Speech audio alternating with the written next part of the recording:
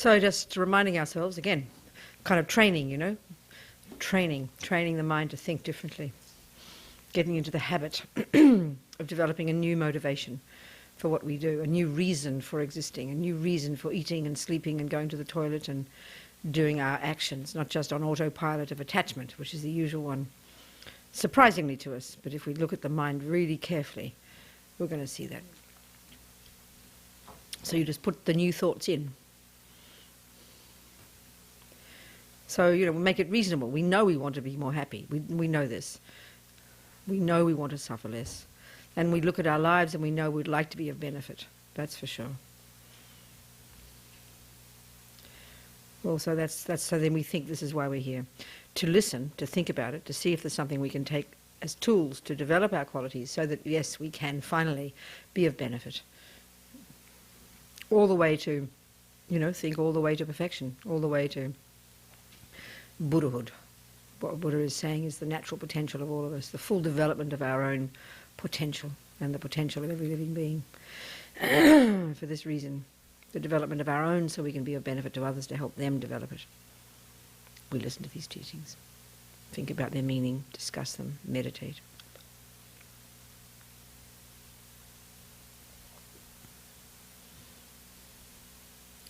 And for those of us who think we're Buddhists, we can remind ourselves of our refuge in the first two lines of the prayer, the second two lines of the altruistic motivation.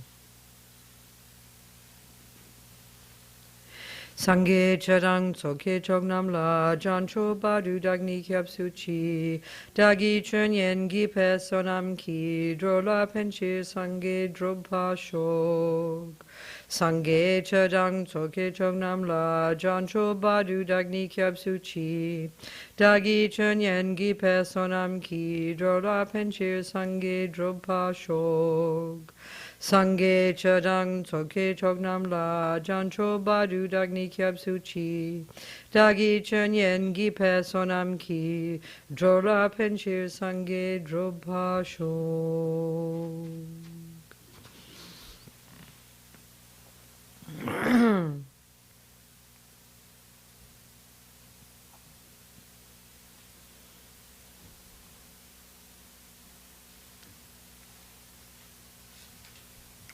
So this very first step in the first stages of the path that Atisha would get us to think about is based upon Buddha's extensive teachings on impermanence. So clearly this Buddha did not invent. Clearly it is a natural law that things change. This we all know. It is evident with our eyes. We can see it every day. And so, all Buddha's doing is taking this and running with it and really seeing the consequences of how we actually aren't in touch with impermanence, how we might know intellectually that things change, and we certainly do. We'd be embarrassed to say even the words, oh no, things don't change. We know they do. But somehow what Buddha's pointing out, and we really check into our minds, we'll see it's true, that we live as if things won't change. And so the thing that Atisha's doing here, he takes a very gross level of impermanence and a very personal one. Buddha's teachings are very extensive, and the meditations on impermanence are very extensive, and Buddha teaches about impermanence at a very subtle level. But what Atisha does is take the most obvious and the most personal, and that is death, and our death, not someone else's. And his agenda is very clear. We mentioned this already. His agenda is really clear. It's a way to prime your mind. It's a way to wake you up, to even want to do something with your life.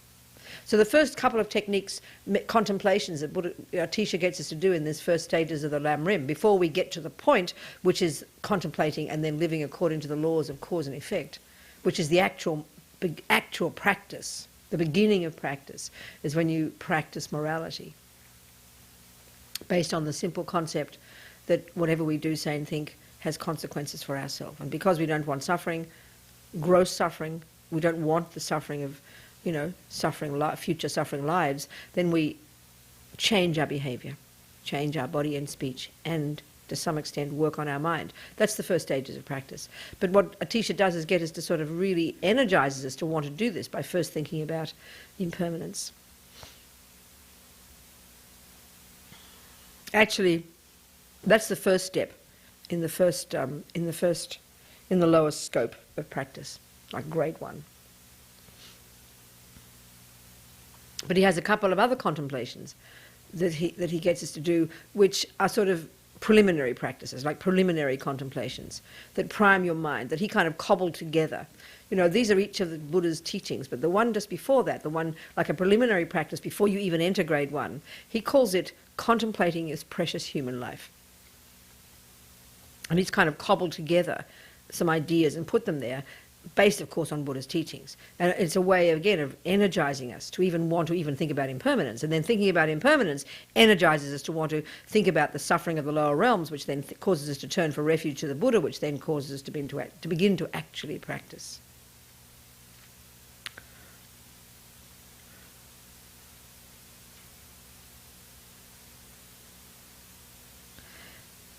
But in the 14th century, Tsongkhapa, the lineage Lama of our tradition, he added another preliminary practice before the one about this perfect human rebirth. And what he thinks is useful for us to do is to think about the benefits of having a teacher, to think about how to appropriately devote oneself to a teacher. But before that, there's another contemplation we can do. And this is, certainly this is the way that Lama Zopa Rinpoche has taught since he first met Westerners. You know, he'd start by talking about the nature of mind, and we've done that basically. This is what we've done. We began by talking about what the mind is and what its potential is. And this is crucial for us, especially in the West, because we think the mind is the brain. So if you listen to Buddha's teachings and constantly thinking about, when he talks about mind, that you visualize your brain, well, you're going to be in trouble. And you think about past and future lives, it's touched upon, then you're going to struggle with that because you're constantly thinking what the mind is the brain. So it's really appropriate, right at the beginning, to go over what the mind is, how it is not physical, how it's not created, how it is beginningless, and its potential, crucially its potential, as a starting point. We've done that. So the next one then, the next preliminary, I was sort of going backwards, now we'll go forwards, is to think about this business of a teacher.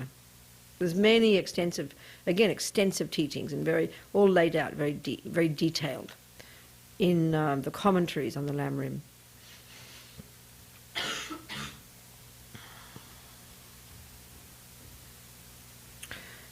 So the word guru, Sanskrit, it's very sweet. It means heavy with qualities. So in anything you're learning, you need someone who's heavy in those qualities, whether it's, whatever it might be, good or bad. You need a person who's got lots of those qualities. Then they're the person to teach you how to do it. If it's stealing, you need a person who's really expert at stealing. They'll give you all the best, the best training. It's obvious. And if we look into our lives, we can see that anything we've ever learned, we've learned from someone else. It's really obvious. It's really clear. We know we do it ourselves. We need to do it ourselves. But anything we've learned, we've picked it up from someone else. Our mothers taught us how to wipe our little bottoms, tie our little shoelaces, And even if we do get it from books, well, guess who wrote books? People, other people. We can see that some things we have the propensity very quickly to learn. Look at Mozart. His mum gives him a piano. Off he goes, writing his sonatas, drop of a hat. So clearly, using the Buddhist view, we can see that the propensities are there. And if you've got the propensity for something very strongly, you don't need much teaching. Off you'll go. Just feed the seed and you'll know how to do it. We can see that with our, rubbish qualities. Look at our anger and our nonsense. Since little kids, my mother didn't have to show me very much how to be angry. I had that down. And we look at our personalities, we can see this. But generally speaking, we can see, we learn from other people. And that's certainly, as children, we learn just by watching other people's behaviour. You learn very quickly, especially as a child. You're like a blotting paper. So then a teacher, a spiritual teacher, a person who's heavy with knowledge, heavy with qualities, we need one of them. And this is uncharted waters. If we're talking here about, Buddhist perspective, the goal being the perfection of your mind, the full development of all your qualities. Actually, I haven't articulated that yet. Let's see that, and you'll see what I'm saying. It's kind of outrageous. If we say fully develop the positive qualities and completely get rid of the negative, we can hear those words, but then we can't quite imagine what it would be like, how capable you would be, how advanced you'd be. So let's just summarize what it would be to have a mind that's fully developed in the way that Buddha's talking. To be a Buddha, in other words. And all Buddha means is fully awake. It's the word that's used to refer to the mind that is completely developed, beyond which it can't be developed further. This is how the Buddha talks. So you hear the qualities. This is where it sounds like what we think of religion. We'll think that's psychological. Well, yes, it is, because that's the mind, and Buddha deals with the mind. He just didn't use the word psychology, that's all. It wasn't coined then.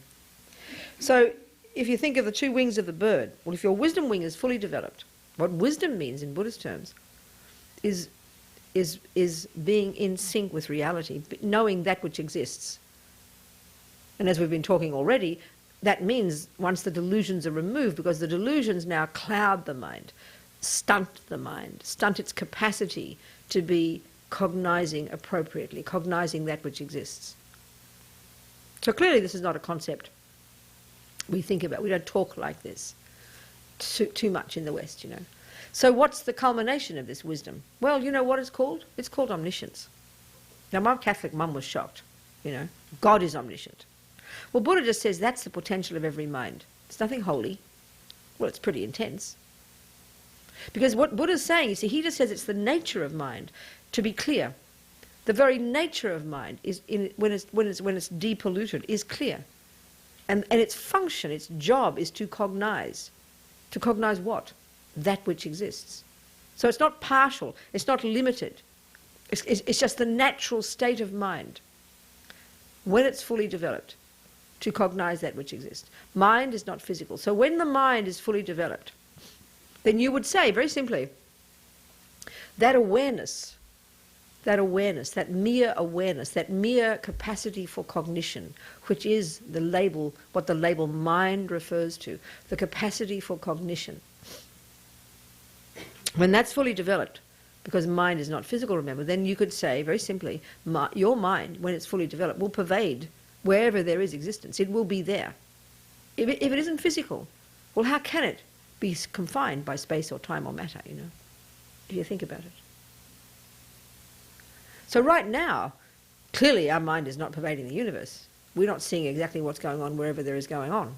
We don't cognize what's even in front of us. And when we do, we cognize a very small amount of it and retain a very tiny amount. So this is the conceptual mind that's full of the pollution. This is how Buddha's saying. So this mind of ours, in other words, right now it's kind of stuck in this body, isn't it? Quite literally.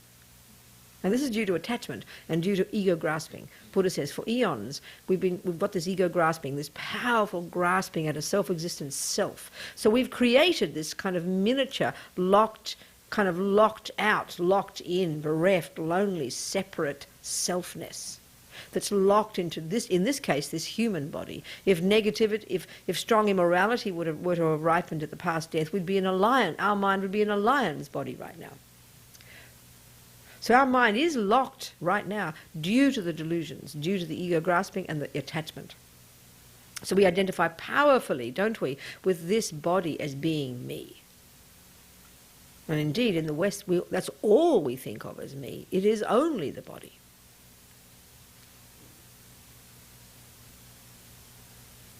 So as we develop the mind, as we purify the mind, as we lessen the delusions, what you do is you're literally expanding your mind. You're literally expanding your consciousness. Eventually you achieve the capacity to see the minds of others. That continues, and you sort of expand out. It's a way to say it, you know. Till eventually your mind pervades the universe. This is what Buddha's saying, is the natural state of every mind. It's not just the capacity of a superior being called God, who is the creator of the universe. Buddha would just say that's the capacity of every mind. And it's a natural consequence of these stages of the path. It's not some hippy-trippy thing that some people have, a bit of clairvoyance, you know. They might have it because of some practice in the past and you've brought it with you, but it's sort of partial now and you don't really know how to continue it, how to develop it properly. So we mystify it, you know. But this capacity to develop your mind to the point where it cognizes phenomena that are subtler than the mere gross things, the objects of the senses, and the few concepts we can hold in our head, you know. That's wisdom. Your mind will be omniscient. Kind of sounds insane to us. You go to some therapist and say, may I have some methods, please, to become omniscient? They will definitely lock you up. But this is what Buddha is saying. It's really important to hear this. This is what he is stating as the potential of every mind. So don't just think he's a nut. Go check his words. You've got to check it out, if we have the patience and the time to verify it yourself. Here's all the methods. The culmination of those methods is that. It's all laid out there, all the stages. So the particularly important implication of this is that you see the minds of others. Not just to sort of mind their business, but so you can help them, because that's the compassion wing. The compassion wing is the absolute eradication of all the things that hold us back, which are the delusions that prevent us from connecting with others. It's the full development of all these qualities that we call love, compassion, all this, And so the compassion is developed to a stunning degree. And again, all the methods laid out. And we're going to talk about Lama's book today, Lama's teaching, this meditation, but we'll talk about compassion too.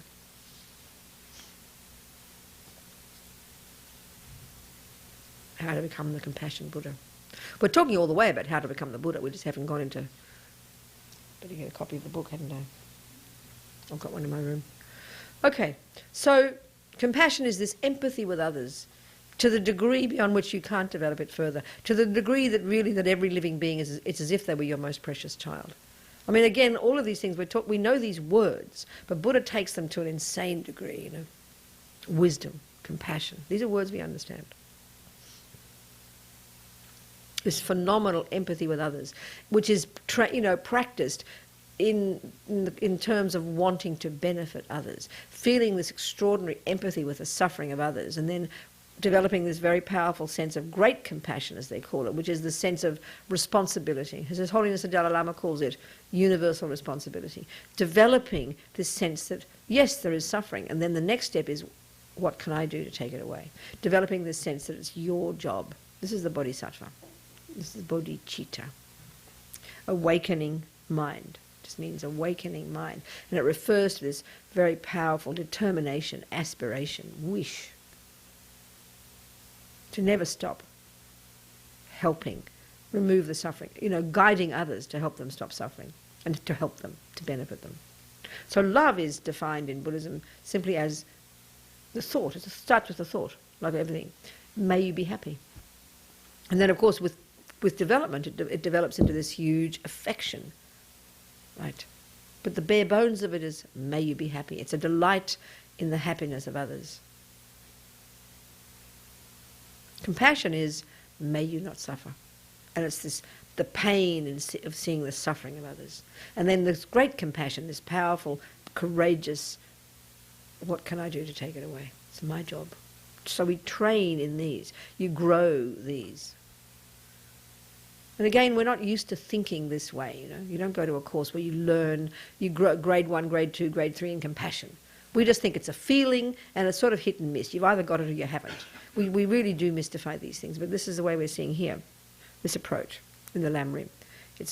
There are ways of developing it step by baby step.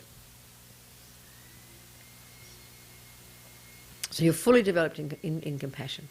This is the other wing that's fully developed, your other capacity, your other quality when you become a Buddha, fully developed, your mind fully developed, this natural potential that everyone possesses.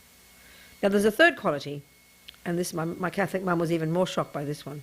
You could basically call it omnipotence. Basically. All-powerful. So this is what I find so fascinating when I look at the other religions and you hear about God. I've learned in my Catholic teachings, I learned about God. God is omniscient, omnipotent, all-powerful, all-compassionate, all-loving. Well, that's exactly how that's how Buddhism describes Buddha. That's it, very simple.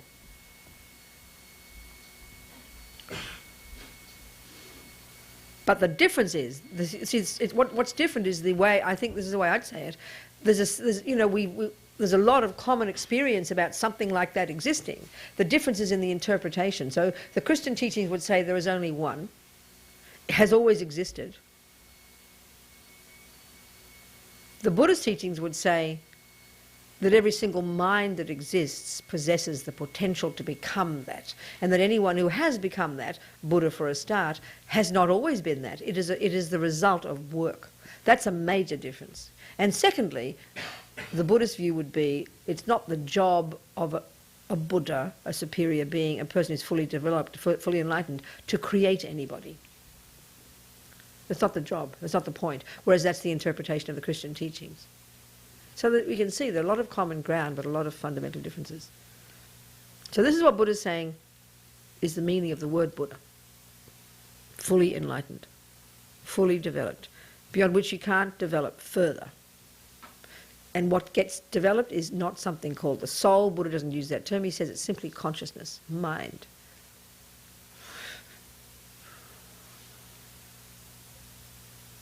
Okay, so here we're talking about the need to find a teacher to show us how to do that.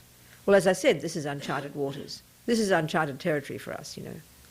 So if we know we need a teacher to show us how to make a decent cake, I think we need a person to show us how to do this. And so it's, again, the mystification that we get so caught up in. One of the common questions is, well, do I need a teacher? Why do I need a teacher? You know? Because we don't have this view anyway, the Buddhist view of what really spiritual practice is. This is the Buddhist approach, you know, certainly, and the way it's been practiced in Tibet. So if that is my potential, then I think I probably need somebody, and I probably need somebody who's got that already, who's achieved that, obviously. So, how do you find a teacher? This is the thing, isn't it? Well, first of all, it seems to me, and it seems very obvious, but it's really good to say it. The very first step to find a teacher to show you how to do something has to be that you want to do it. Look at us when we were sent to school. Some of us engaged in it straight away. We jumped in and we were happy to go. Some of us struggled for years before we finally owned it and decided we want to learn. I remember I was like 13 before I really began to want to learn. I was hopeless until then, stubborn, proud, not wanting to be told what to do. So finally, when I was 13, I remember, because I was so naughty, my mother sent me to boarding school. Same school that I was at, it's a Catholic convent, and she made me live there the last couple of years. Well, for me, I kind of went to heaven. I just loved it. I think it was my monastic karma ripening. The family was kind of chaos, you know, kind of crazy. I love my family. But it was suddenly I was able to go to Mass every morning and had some rhythm in my life and some discipline and structure. I didn't have that at home. We were insane at home, you know. I was in heaven. I loved it. I studied for the first time. I passed my exams for the first time. I began to taste my potential for the first time because I engaged. I decided I wanted to learn. I made it my own. So this is obvious. You know, we say you can bring a horse to water, you can't make it drink. So sure, we can be told what to do, and we can learn the humility and the discipline of being told, you do that. But it's very skillful, isn't it, to find the method to help the person want to do it, because then you don't need to be told. If you really own it as yours. And this is something interesting in Buddhism. It's always sort of well known that Buddhists don't try to convert people. Not because of some religious reason, but because Buddha sees that it's just not intelligent. You can't force a person. You cannot force a person. You can force a person to do something externally, but you can't force a person's mind to change. This is how we think of religion, you know. So this is why we're all doing it with such fear. Because we think we're supposed just to believe something, otherwise we'll get punished. So, you know, that view, we often hold that view in our own minds. But the Buddhist approach is it's got to come from the inside. You can be skillful in how you can guide people, of course. Parents can be very skillful. You know, bosses can be skillful. There are many methods. But in the end, you've got to want to do it. Then your eyes will open. Then you will go searching. Then you will start looking, reading, questioning. I mean, a really simple example I use all the time. I always use this example. For how to, this whole approach of being ready to want it, and then you start looking, and then how to check, how to look for a valid teacher in order to learn something. I always talk this one, and this is when I learned how to make a cake for my mother. I mean, I was 25 at the time, not 5, because it took me until I was 25 to decide I wanted it. I didn't care. When I was a kid, I couldn't care less about things like cooking and cleaning, and I never did it. And my mother, I mean, she must have told me, but I don't remember ever doing it. Anyway, She never taught me how to cook. I never showed interest. But when I was this old hippie in London, young hippie, 25, I remember I wanted to learn how to make a carrot cake. Hippies ate carrot cakes, you know. I remember this. It was very vivid. I decided I wanted to, it was just a momentary thing. And then I was going back to Melbourne to see my family. And so I asked my mother, can you show me how to make a cake? Well, you can imagine how delighted she was. It took me 20 years, you know, because the thing was, I didn't ask my mother because I was being kind to her. I wasn't like that, unfortunately. I asked my mother because I knew she was good at making cakes. So I'd done my due diligence, if you like. I'd done my research. And it's fairly easy when it comes to cakes, or not necessarily. If your mum makes lousy cakes and you think she's the best cake maker in the world, then you've started off on the wrong foot, haven't you? Well, fortunately, my mother was a good cake maker. And so how did I know this? This is what they tell you about how to find a teacher. This is exactly the kind of research you should do. You check on their reputation. Well, I checked, my mother's peers. They all said she was a good cake maker. I checked you check on the students of that teacher. Well, I'd eaten my sister's cakes. So I'd done my checking. And the crucial reason you need to do this is because you don't have any experiential basis, do you, for deciding that that person's a good teacher, whether it's tennis, cake making, or Buddhism. You have no experiential basis. When you walk into a class for the first time, let's say you've never heard Buddhism before, you have no basis for deciding if that person's talking common sense or complete nonsense. You can get an intuitive feeling. If you've got some kind of common sense, you can get a feeling if the person's a bit of a wacko, but not all the time. We can be led up garden paths very easily because we're very, especially when it comes to spiritual things, we're very emotional. But even if we just go to a cooking class, we do our checking. We just won't go to the first class we think about.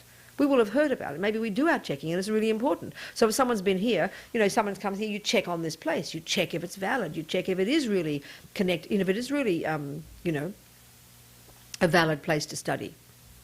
So I suppose one of the ways you can check on this place, because it's very obvious in the world that the Dalai Lama has a pretty good reputation. So if we're not even Buddhists and we've heard about the Dalai Lama, then we can check pretty quickly that he is valid. And so if we look on the website of this centre, you probably see the name of the Dalai Lama. So you think, and if even that he's been, no, maybe he hasn't been here, has he? No, he hasn't. But the centre has invited the Dalai Lama to give teachings in San Jose. It's sponsored teachings. So you go, that's interesting. That gives you one little tiny thing to hook onto, doesn't it? That maybe that's valid, So this is what we do in our minds automatically when we check up on things. We use the sort of signposts that we know until there's some confidence in us. Oh, that must be a good travel agent. Yeah, 4 people I know have used it. Oh, that's good. You get some confidence. Oh, okay, good. Now I know they're okay. We're doing this automatically all the time. But often when it comes to spiritual teachings, we don't do that because we really, as I keep saying, we mystify it. We lose our common sense. But the Buddhist approach is, don't listen to us, don't believe a single word I'm telling you, he's saying.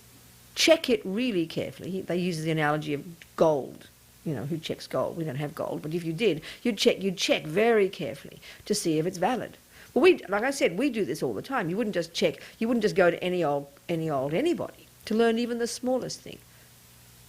You'd check as well as you could first on their reputation, on what they've done before, on what other people say. And these other people have to be people that you respect.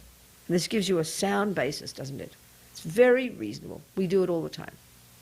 Well, obviously you do it with something like finding a teacher. Oh, my goodness. So, let's say this is the first time we've been to something called Buddhism.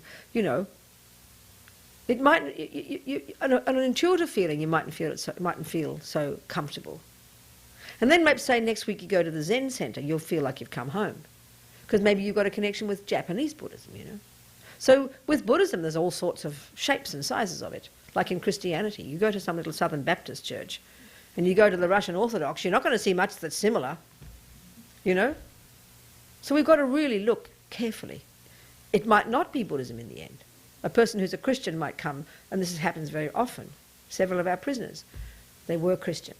They'd never practiced. They got into Buddhism. They ended up becoming Christians, and they found their path via Buddhism. Great, I rejoice. We've each got to find our own. That's our responsibility and our right, So that's why, certainly in the Buddhist approaches, there's no way It's just not common sense to want to make people Buddhists, save people's souls, find the one answer, find Jesus, you know. I mean, every time I get into taxis and I've got a taxi driver who's a Muslim or a very strong Christian, I start getting lectures how I'm going to go to hell, you know. I mean, the Buddhist approach would be, that's so rude. You just, I mean, I don't mind, let them say it, I'm happy. Okay, I'm sorry, I'm so sorry, please pray for me, I tell them, you know. But it's like, you know, and when I met a Catholic priest, a Monsignor, it was when I went to the teachings in Los Angeles one time for the Dalai Lama, and I went to lunch at the hotel where this bunch of Catholics were having a conference, all the Monsignors, looking all these young, very handsome-looking guys with their nice little white silk dresses and everything. Really, I'm serious. And this young priest, I was feeling very happy, and I went over to this Monsignor, and there I was in my maroon dress, you know. And I shook his hand and I said, I know it sounds silly to you, but I still feel like a Catholic. Because I have a very strong connection with my Catholic upbringing. I read all the news about the Catholics. I feel very connected. I like going to Catholic church. I have a strong connection. It's my upbringing, you know. And he looked at me in shock when I said that. When I said, I feel like a Catholic still. He sort of open-mouthed and shocked. He didn't know what to say. And then he said, well, you could come back, you know. That was all he could say. I'm not, okay, that's okay. But it was, you know, there's no space in his mind. So, okay, you know, the Buddhist approach, everybody has the human right, the right and the responsibility to think the way they have to think. You can't force anybody. You can look on at someone and see their behaviour is insane, and you can have compassion for them, and you can try and guide them skillfully. But that person has to have the propensities, and we all can see there's only so much you can do. So you might be sad when you see people doing crazy things, living according to wrong morality. And I just mean simply not according to religion, but according to just common sense. But you can't force. We can see this. We know this from ourselves. We can't be forced. And if we are forced to do it, we're doing it from, it's not coming from the right place, and it's just coming out of fear, and it's, you know, not so helpful. We've got to find it ourselves.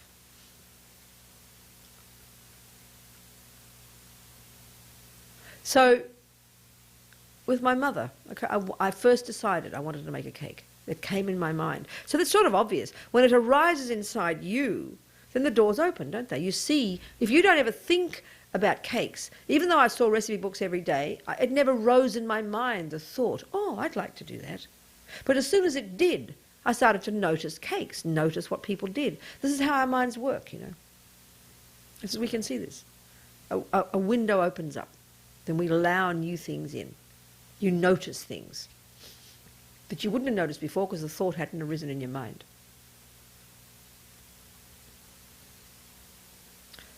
So you just think the necessity to check and to have real confidence before you proceed to ask a person to show you how to do something, it's really obvious. There I was in the kitchen, and I remember the day. Very interesting. And it wasn't a carrot cake, it was an apple and walnut cake.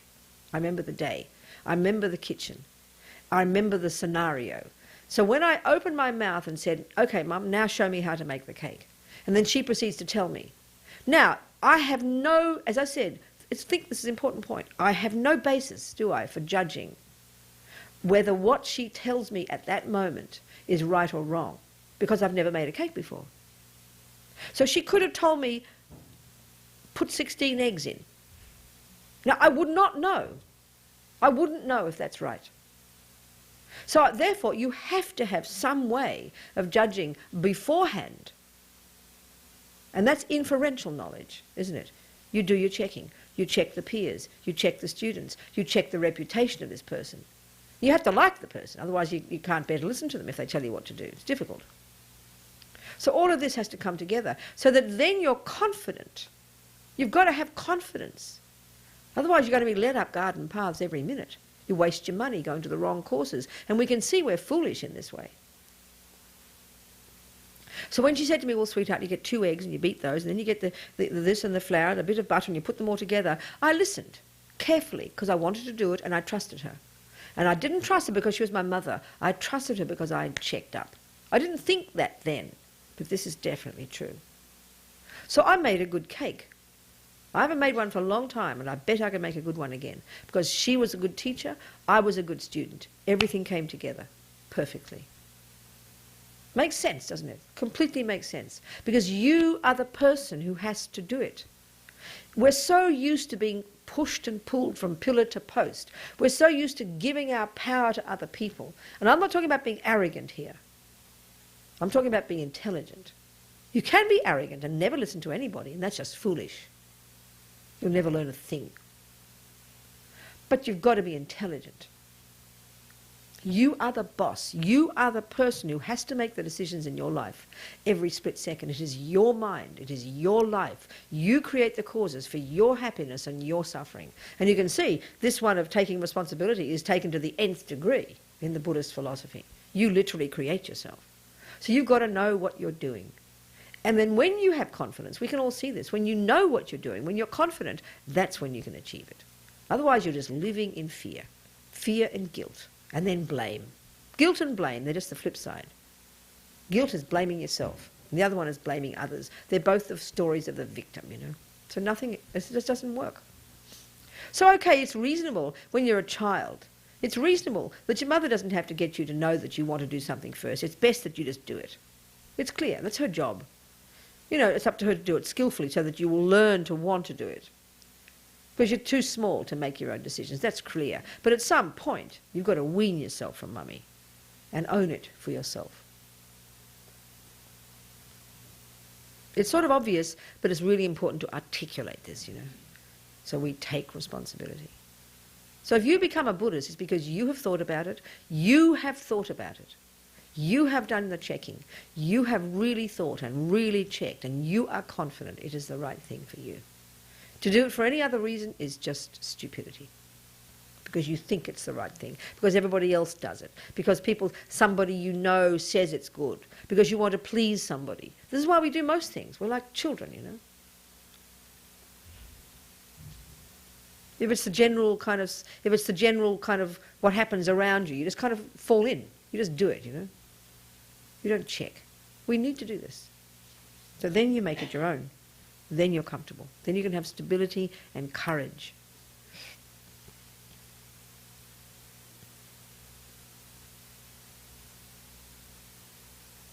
And then you'll learn properly.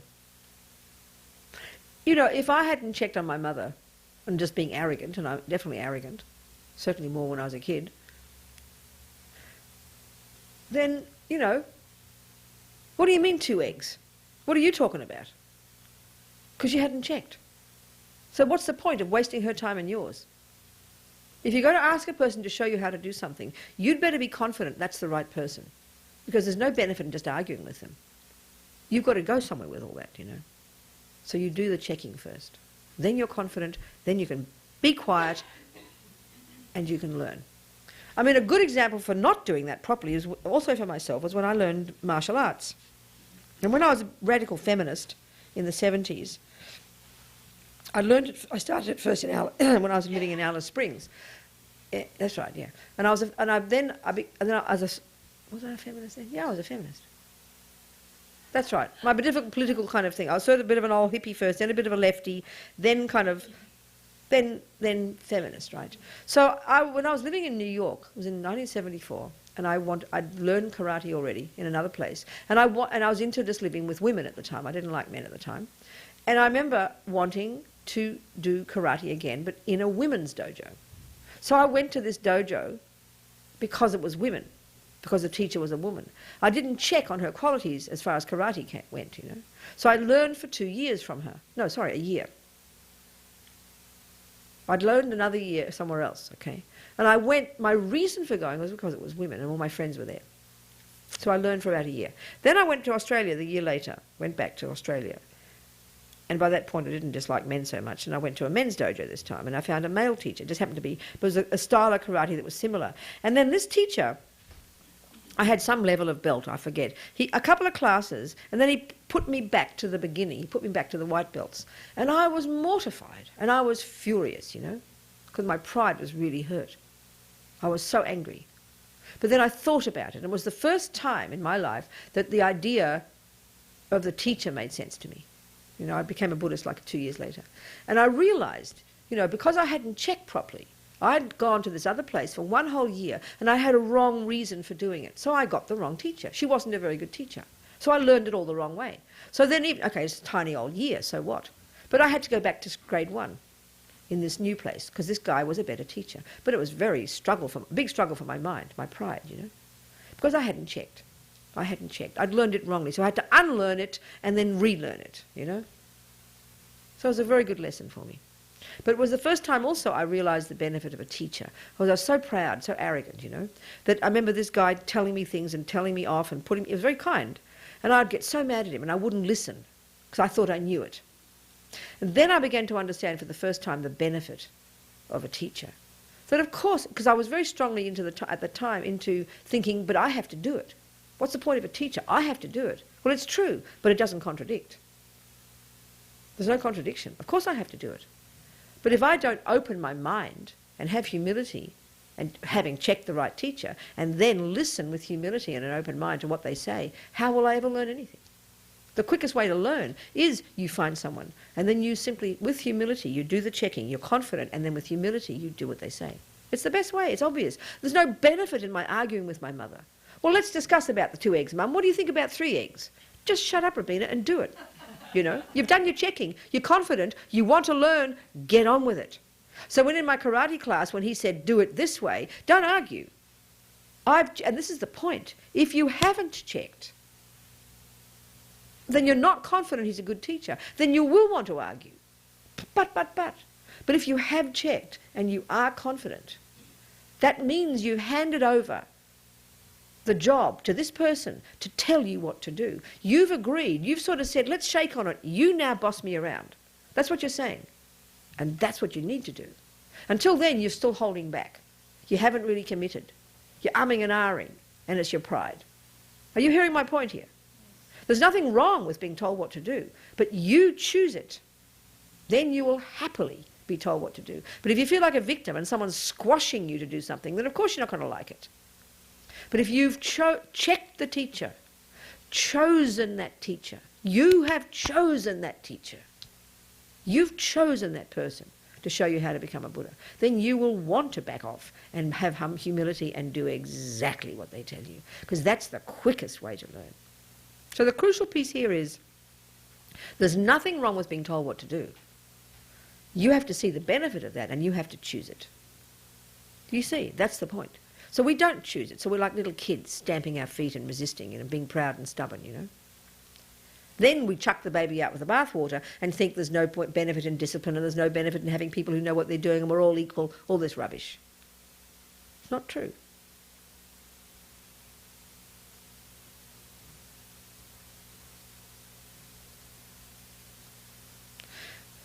But also what's interesting, in your relationship with your Buddhist teachers, I can certainly see this in my own life, you have this, you know, they give you a wide berth also. They let you make mistakes. They're not on you like a ton of bricks, you know. They give you a wide berth. They give you a long leash. But depending on the person, I can see some of my friends almost get micromanaged by, say, our mutual teacher. But others of us, you know, ask them a question, what are you asking me for? Get on with it. So each person is taught in a different way. Each person, you know, some people need more tight management, some people need less management. You understand? Because each of us has got a different mind. We have to find our way in different ways. So the crucial point here is, and this is where it sounds religious, and that's okay, is that your relationship with your teacher is mainly internal. There is the external. I go to Lama Zopa Rinpoche's teachings, you know. The Lama that was here. I studied with him like in England, as he mentioned, like 30 years ago, nearly 30 years ago. A whole bunch of us. In fact, a whole bunch of us in this neighbourhood all studied with him. So I learned some of my main philosophical stuff from him, you know. So I have great affection for him. What am I saying? I lost my point, I'm so sorry. Different teachers, that's right. So, what was I saying? Oh yeah, okay. So, you know, he was a physical teacher right there every day. I'd go to his classes 5 days a week and we'd do all the study and we'd debate, and it was really intensive for 2 years, how I studied with him in England. But with Lama Zopa Rinpoche, who's my main teacher, my main Lama, Lama is the Tibetan equivalent of the word guru, you know, Lama. It doesn't mean the same, but it's the equivalent, Lama. So my Lama, Lama Zopa Rinpoche, my main teacher now, Lama Yeshe, who passed away, he's my main teacher too, there's 2 of them. So Lama Zopa Rinpoche, I mightn't see him except for 3 or 4 times a year. I don't have intensive day-to-day classes like I did with Geshe Tekchop, Khenso Rinpoche. But the way they talk about this, this is okay. This is where this devotion thing comes in. Okay. And this, you and I was a Catholic, right, as I told you. So I had devotion in God. I was devoted to the saints. I loved reading about Saint Teresa of Lisieux. She was my great hero when I was a little girl. I mean, when I was at boarding school, when my mother was nervous about me being a naughty girl, she sent me to boarding school. I was in love with Mass. I was in love with God. I was in love with Our Lady. I was in love with Saint Therese, all the saints. I went to Mass 7 mornings a week. I was so holy, I was still naughty, but I was also internally holy. I was very naughty on the outside, but always broke my heart that the nuns couldn't see my little beating, little devotional heart, They couldn't. I was always naughty. My behaviour was very bad. So I loved God, I yearned to be like God, to be oneness with God. I knew all the Mass in Latin. I'd go to Mass every morning. So the devotion I had then was very strong. I had devotion. My little heart was beating. That's what devotion is, your heart. So then you mightn't think that if you're learning, say Michael Jordan's your basketball guru, you wouldn't think that you have devotion. You don't have devotion and put your hands like this and pray to Michael, But it's like that, isn't it? You look at any relationship that you have with a person you really respect, a mentor, we'd call it. You wouldn't call it a guru, a mentor. It's called devotion. Your heart is involved. You just don't learn the boring facts from that person, do you? Your heart is involved.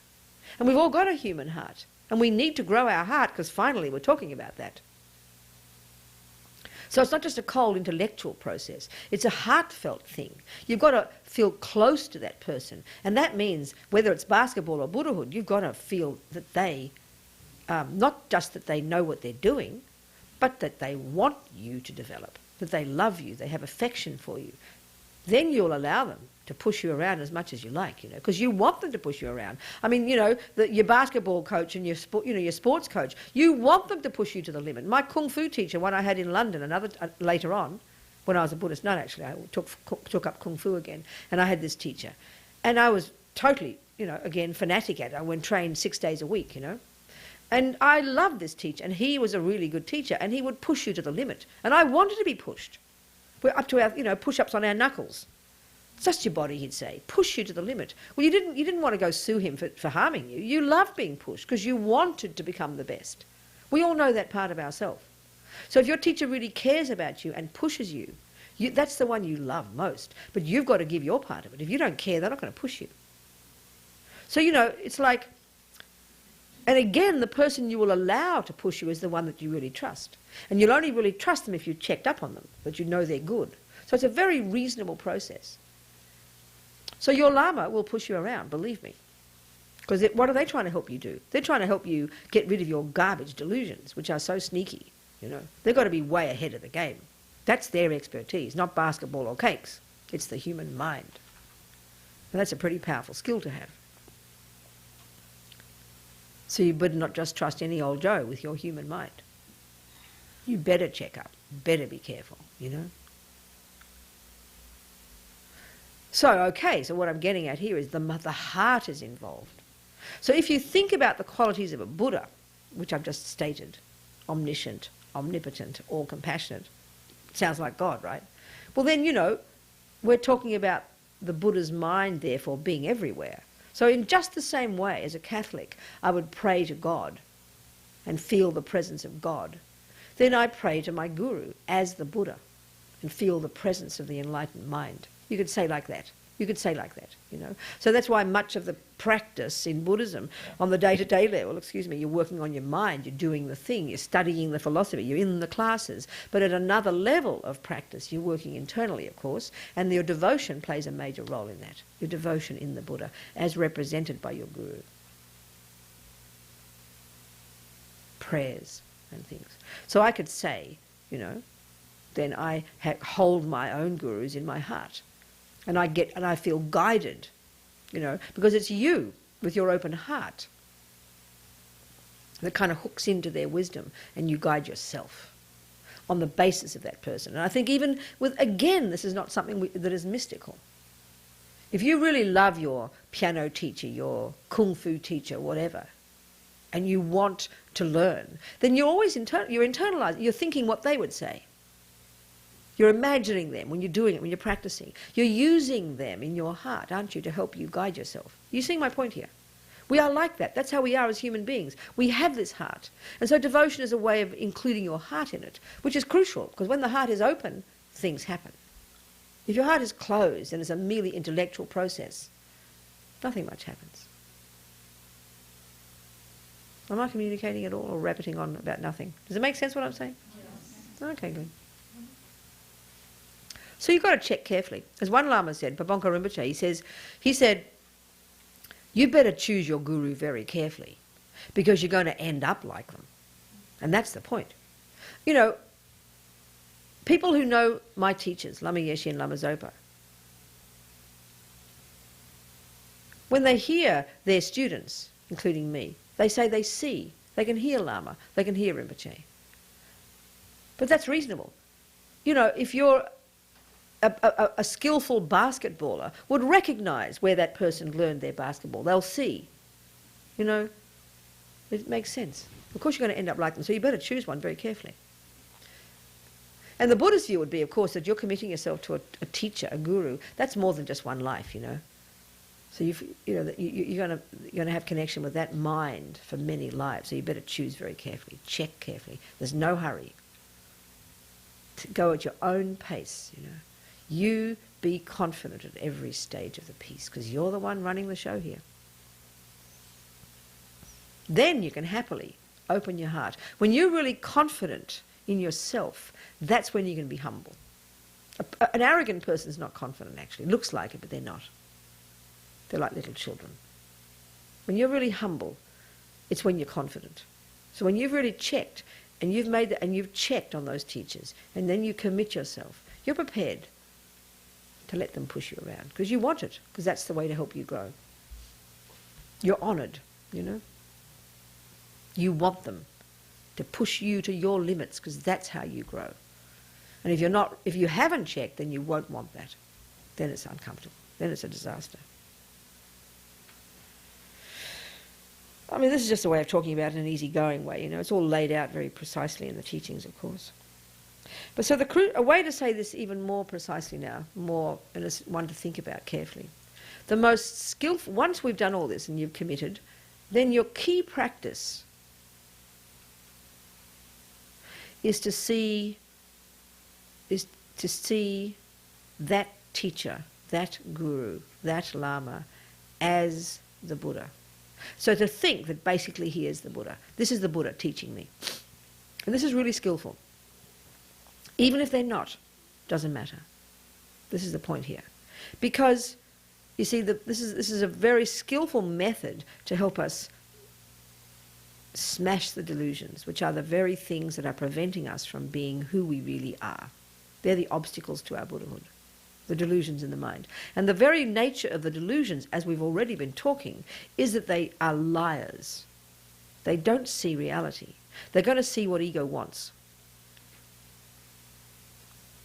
So, if my attachment is running the show, and I think this person is just gorgeous, you know, this teacher, oh wow, far out, so amazing, so charismatic, must be a Buddha, far out, wow.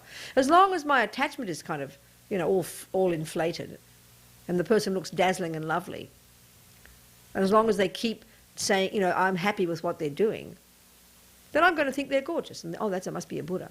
But let's just say, you know, this person with their skill can see my mind as not buying into my attachment, then I'm going to get upset. Can't be a Buddha. You find, in other words, the delusions find fault. Delusions find fault. If ego doesn't get its way, you will find fault.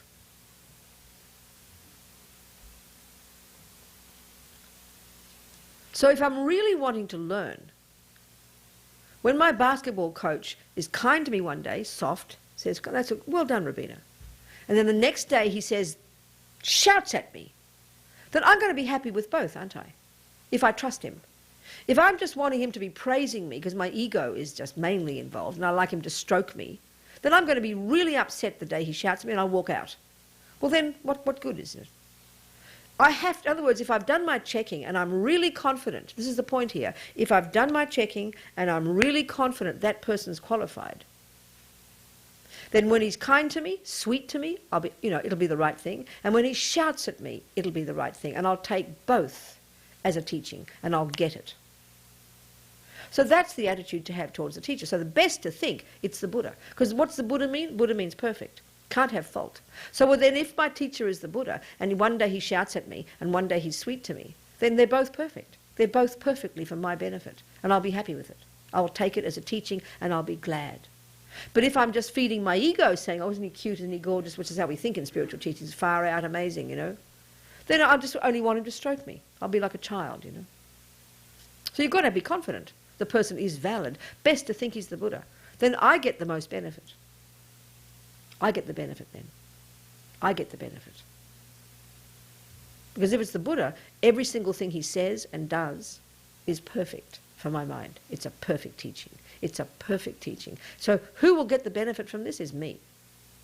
So in the end, you've got the person out there who is the Lama, but the one who does all the work is your mind. And it's how you see everything. That's the basis for really your development. In other words, they say that when you're in a teaching, let's say we're all in the teaching together listening to the Dalai Lama, let's say, and we have the view that he is the Buddha. We think he is the Buddha. We listen to it as if it's the Buddha. Then to that extent, we get the benefit.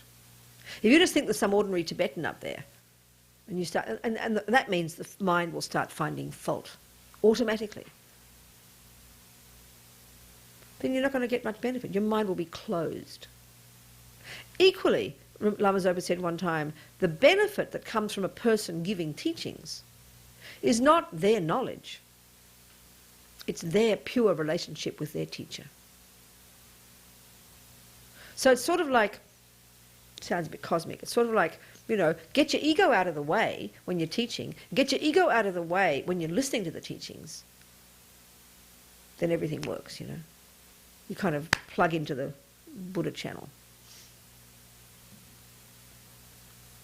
Because if I wasn't confident my mother was the best cake maker, all I'd do is find fault, criticise, so that I couldn't hear. That was happening with my kung fu teacher, the first one, karate one. Because I was arrogant and I thought I knew. Therefore I found fault with him. Well, of course I couldn't learn. And that's the thing I began to get for the first time with him. I realised if my mind is open, and that means respectful, that means seeing him as good, trusting, then you can trust him. And then guess who gets the benefit? Me. I learn. It's really obvious. So this is sort of putting that idea to a very powerful level, saying, not just saying have confidence in your teacher, but actually have confidence that's the Buddha manifesting right there. So then everything he does, because like Rinpoche said yesterday, people, the Buddha manifests in a form that just looks like an ordinary human being, You can't see anything else. And he talked about Devadatta criticising the Buddha. All he saw was an ordinary person because his mind was polluted. So if your mind's open, but you've got to be open and have confidence in a person you've checked up on. You've got to have confidence that Dalai Lama is a valid person. Don't just believe it because someone else says. Don't just believe it because you get a good feeling when you hear him. He's very charismatic, he's very powerful. Everyone has a wonderful time when they listen to his teachings. People sit there all day listening to really complicated philosophical teachings. Most people haven't got a clue what he's saying, including most Buddhists. But we don't mind because he's such a nice person. You just love being around him. I remember when we invited him to our centres in Australia in '96, and I was the editor of our magazine, and I interviewed a whole bunch of people who had been involved with him for that month, like the police who guarded him. He had this squad of Sydney coppers taking care of him. Then there was the media. Every type of person. I interviewed different people and just got little quotes. Everyone said the same thing. They just loved this person. He just made them feel good, Everybody liked him. The police, the this one, the that. Everybody thought he was just wonderful. You just had to smile at you. You felt happy. Now, that's not a good enough reason to think he's a Buddha, just because you feel good. Lots of people felt good around Hitler. Excuse me, look where he led them. So it's not enough to know that a person just makes you feel good. That's childish. You've got to check and be confident that he is a valid person. I say it's easy with the Dalai Lama maybe. It's very easy, to check up that as far as any Buddhist will tell you, any Buddhist from most traditions will tell you he's one of the best scholars. So you're fairly quick to check. Then you can have confidence, not just trust your feeling. This is extremely important. then you're very happy to see him as the Buddha. And then you get the benefit, because that means whatever he does, you'll see him blow his nose, you'll see him kind of maybe sniff. And if you've got all this fantasy expectation, oh, how can a Buddha sniff, you'll think. You'll start finding fault. Because our mind does this. It's mortifying, but you look at the mind, even when you're with your best friend and she's chatting away to you, and your mind's thinking, you're smiling, oh yes. And you're thinking, oh, I don't like her dress, or she's talking a bit loud today. We just can't help it. It's the nature of delusions to find fault. Our mind is never stopping. Attachment is always wanting what it wants, and then aversion arises at the tiniest provocation. Aversion will come. And aversion's job is to criticize, find fault. This is the delusions. And they run the show now. So we've got to have this practice. This is the Buddha. And you use logic. If it is the Buddha, a Buddha is a person who's gone beyond delusions. So then whatever they're manifesting is like the kind mother shouting, for your benefit. You see it this way. You're happy with it. You're glad if they shout at you because you know it's for your benefit. It's really reasonable. We all understand this even in ordinary life. But you've got to do the steps properly. And you have got to be the person confident. Otherwise, yes, you are being bullied. You're being bullied if something is happening that you haven't chosen. I mean, you understand my point. You can change your mind about it if you're really brave. But you won't feel bullied. You won't feel abused if you've chosen it. For somebody who doesn't like that person and it's not their teacher, and if they shout at them, then right, it's true. That's called abuse. But if you've chosen to be there and you want to learn, then you're glad to be pushed. I'll keep repeating this one because I know it from my own experience and anything I've learned in my life, Because you know it's coming from genuine compassion and genuine wisdom. So we need to think about it,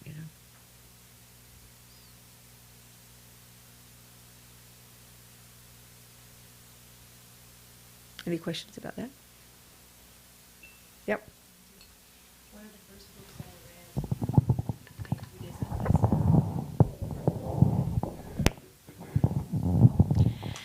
one of the first books that I read before I even came to the center was by Pema Chodron, and I love her. I think, her voice, her teachings, she's wonderful. And then I was given another book by Trungpa Rinpoche, actually not by his wife, and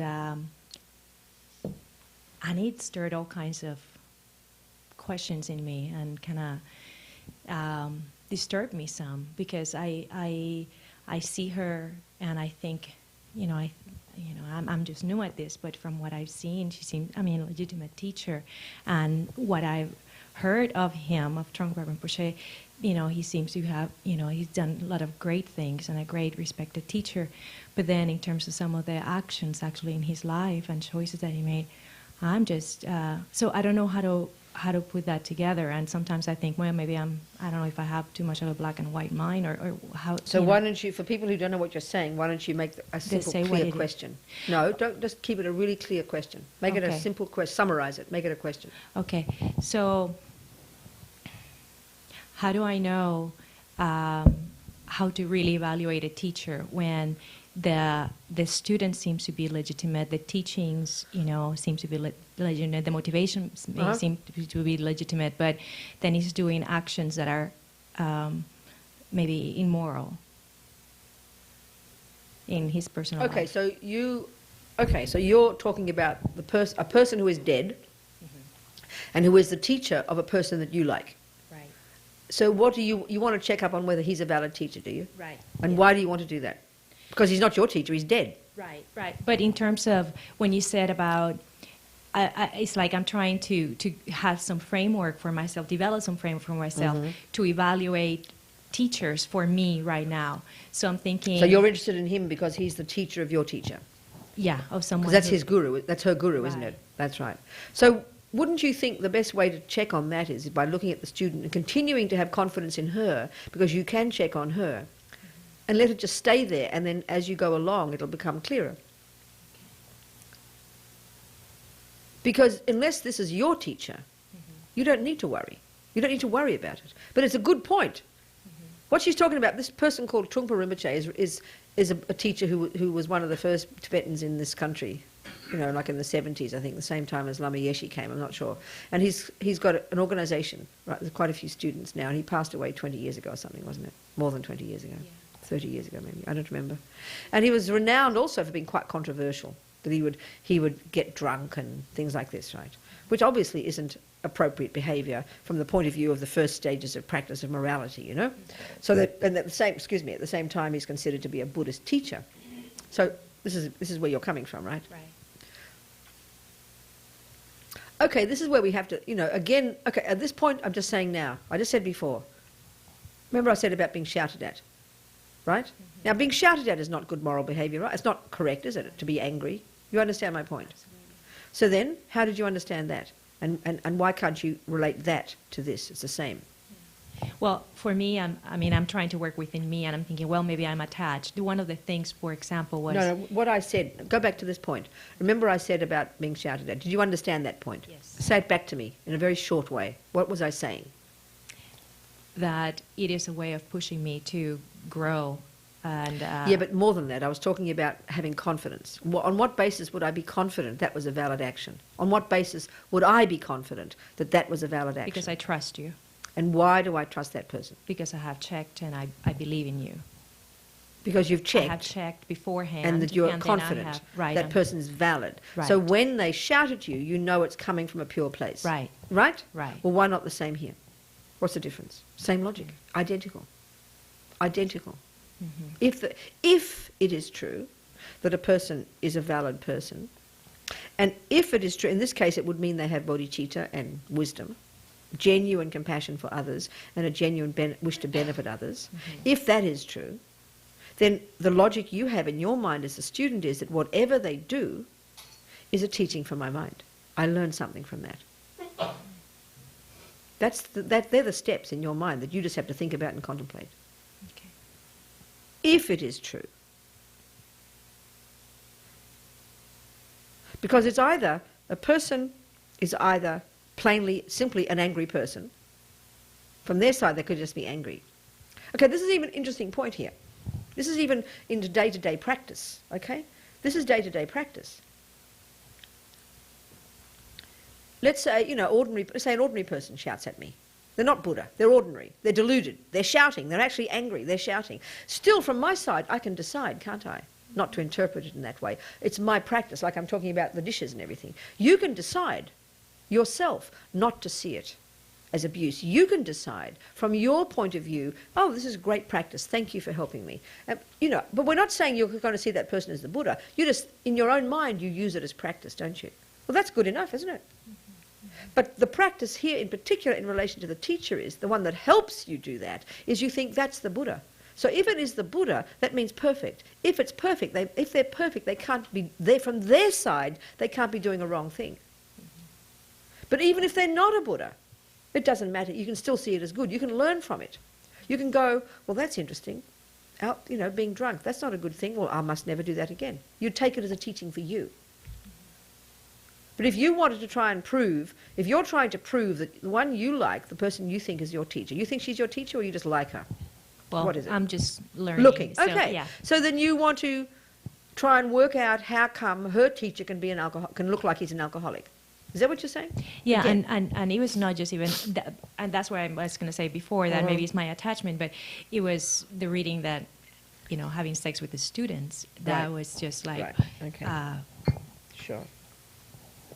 Okay, again, okay, there's another discussion here. It is interesting you want to find out because she is the one you like, and he is her teacher. That makes sense. But in general, I think, in the world, we're always wanting to have opinions about everything. We always want to know. I mean, excuse me, often they say in Buddhism, it's a really good piece of advice, don't judge the person, but judge the action. So, you know, you might not like the policy of war in Iraq, let's say. But what we do is we just vent it all as anger on a person called George Bush. That's completely inappropriate. How dare we be so rude? You do not know who George Bush is. You do not know really where he's coming from in his heart. You know yourself when people accuse you of doing something and you are so pained because you know they're not really understanding you. This is what we all do all the time. We dump our delusions onto each other. That's how come we're in such a mess. So it is nothing wrong with saying, I do not want war. You can even demonstrate against war if you want. But that doesn't mean you have to be angry, and it doesn't mean you have to criticize anybody.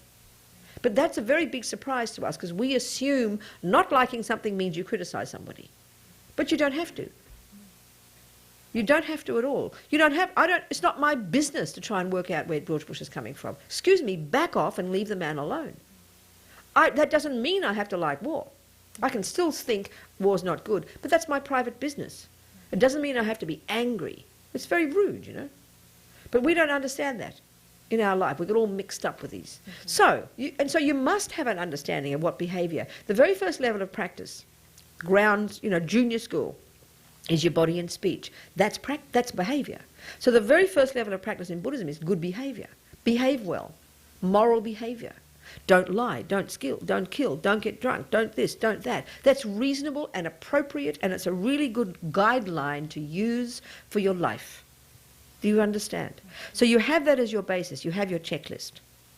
So let's say you're looking, okay, it's an added component in this, because the person you do like, who does seem to be a good behaved, nice person, who's a good teacher, Pema Chodron, and I understand your point, she's a nun, she behaves nicely, her behaviour is good, and her teachings seem good, right? So you have confidence in her. Then suddenly you read about her guru, whom she saw as the Buddha, right?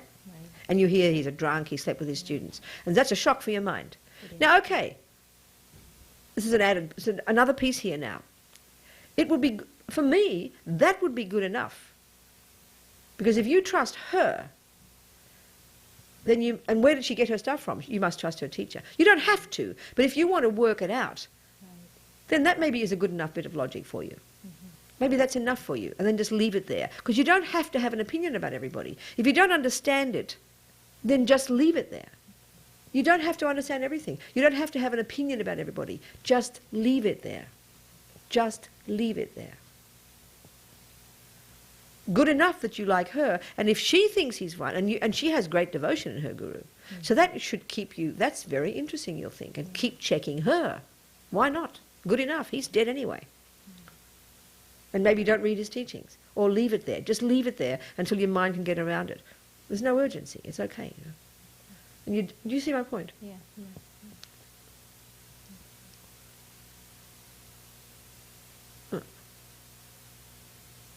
Yeah, anyway.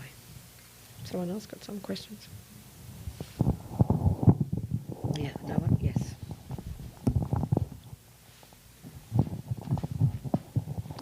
I guess where I'm confused is that the analogy that you're making between getting all of the information, 100% of the information that you need to have in order to bake a cake, is a lot different than getting 100% of the information you need to pick your guru. Of course, but the principle, I'm trying to get the principle is the point. Of course, it's quantitatively different, qualitatively different, but the principle is identical. If you really look at it psychologically, it's identical. But you're not seeing it that way, so that's fine. So ask the question then, or look at it. So I guess the question is that what's wrong with picking a guru that you haven't tried to analyze before you accept their teachings? Right. And letting the relationship flow until you come to a conclusion that it's not the right person for you. Well, then why do you make the decision it's your guru in the first place? You don't. That's perfect. That's what you must do before you make the decision, this is my Lama. Why do you want to make the decision, this is my guru, first, when you're not even certain the person's valid?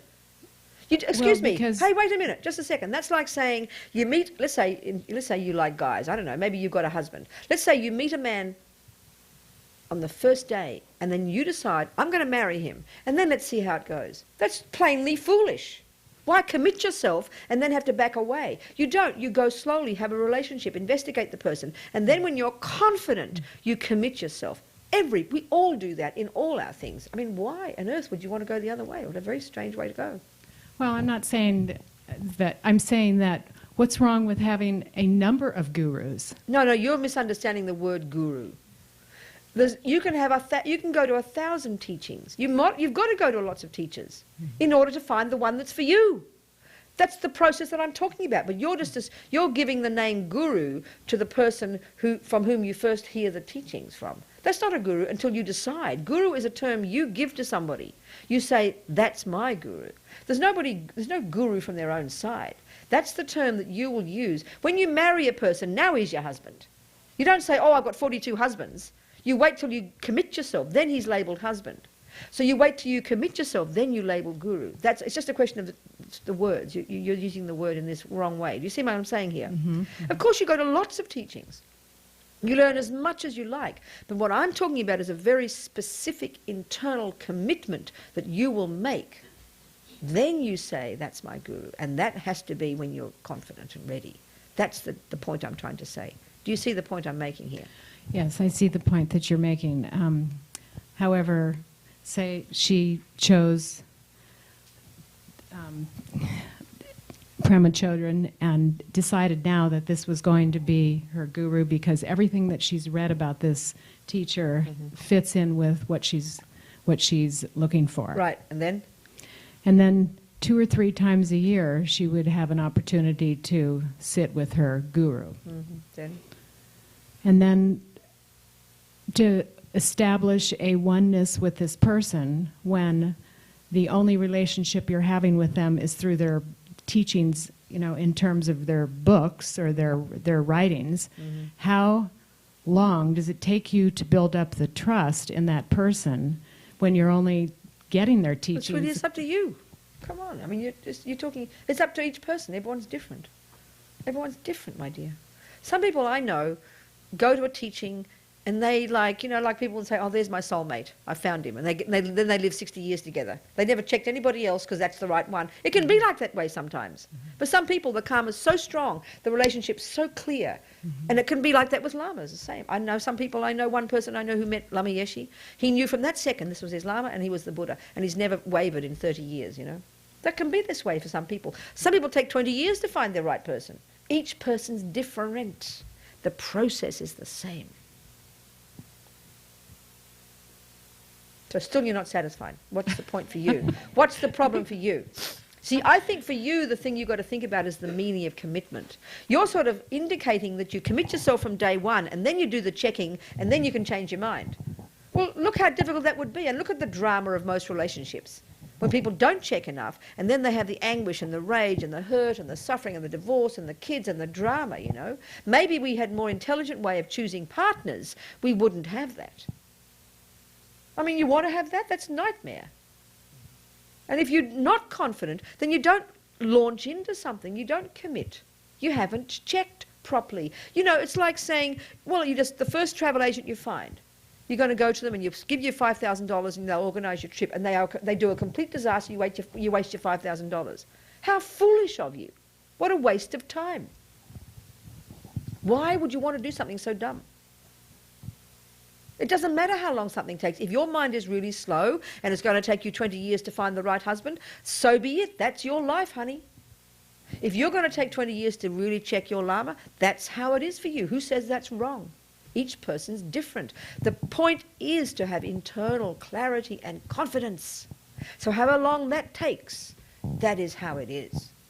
Because if you do something without that, you go mad.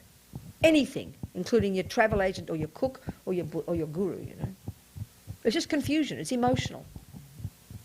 And it's not a law. It's because if you look into the consequences of this for your mind, it's painful and awful. And you just be floundering about with no certainty. And that's like a nightmare. So how did your carrot cake come out? There was an apple and walnut cake. Oh, sorry. I made a very good cake because my teacher was good, I was good, and the timing was right, and I was ready for it.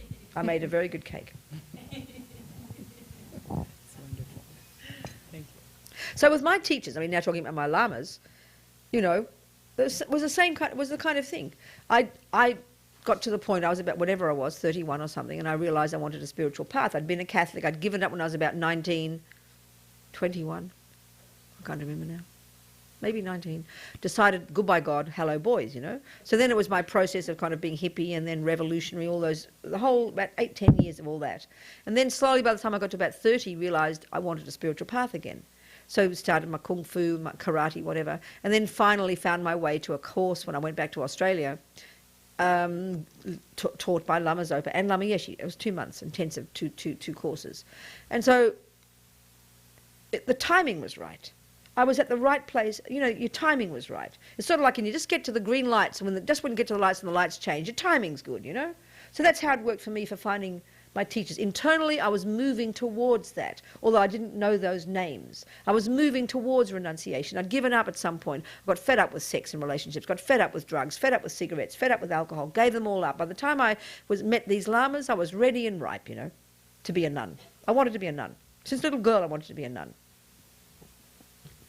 But for me, it was that internal process for me, that it was just the right timing, and I met these teachers. I had no idea about Buddhism. It was my first, I had a vague concept of Buddhism as something to do with Zen, and I'd read a few little Zen kind of koans and things. So I know when I got to this Tibetan Buddhist centre in Queensland, and then I heard Lama Zopa Rinpoche teaching for 1 month, the Lam Rim, in a very traditional way.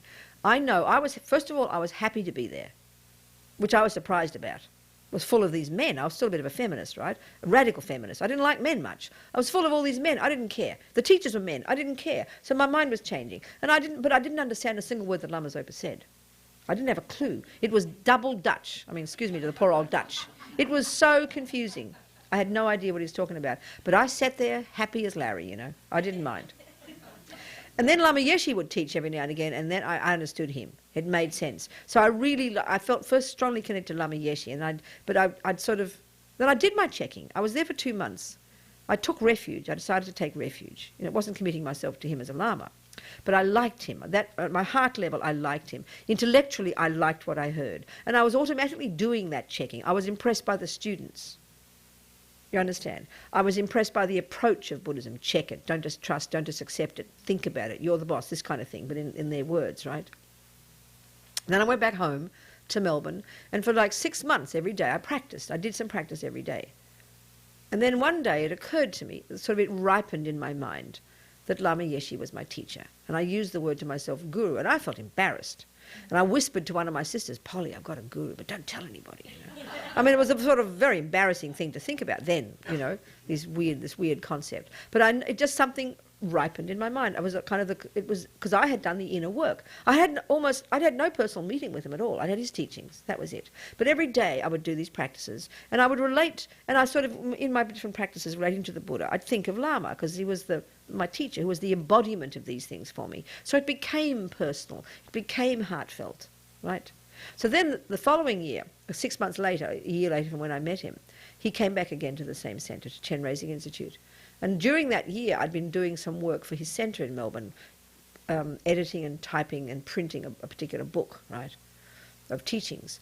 And I remember feeling very proud that I'd done this thing, and I wanted to present it to him. So he was busy, but I demanded a meeting. I felt I deserved a meeting, you know. And also, during that meeting, I informed him he was my teacher, that I'd made the decision that he was my Lama. I informed him. I didn't know you're sort of supposed to ask, you know, request. I informed him, and he said, yes, dear, I know. Like that, you know. So that was when I first committed myself to this person as my teacher, you know, to Lama Yeshe. I mean, then, you know, a few months later I went to Nepal and became a nun. I asked him if I could be a nun, and I heard his teachings, but very rarely had many personal meetings with him. So, but this is the thing I'm saying here. Because, you see, this is the difference with basketball. You've got to go to the classes every day. You can't just think about basketball. But what you're dealing with here, what you're changing is your mind, right? Your mind. So having your Lama, this is where you develop the internal kind of devotion to the Lama, in this religious sense, in the same way we talk about God and everything. That I had this affection for Lama Yeshe. I trusted, I'd done my checking. So I thought of him as my Lama. So many of our practices, when we visualize the Buddha, and I'm going to be talking about this in this practice we're going to do, you visualize the Buddha, we said it last night, you visualize the Buddha in the form of the Buddha, but you think it is my Lama's mind manifesting as the Buddha for my sake, because it makes it really personal for you. Do you understand? So this is where you build up your relationship. It's an internal one, like you do with God. Really, it's very similar. This is where it really is very similar. You develop devotion, and then you feel very much, and I'm not trying to be esoteric about it, because, you see, the real thing that causes you to progress is your mind. So if your mind every day is thinking about the qualities of the Buddha and the Guru and doing the practices and imagining you're the Buddha and imagine purifying, and you then guess who's going to be developing? So it's a skillful way to get the benefit of your teacher without having to be there hearing words. That too. There's different levels of practice. Do you see what I'm saying? And I'm just telling you about this anyway. Whatever.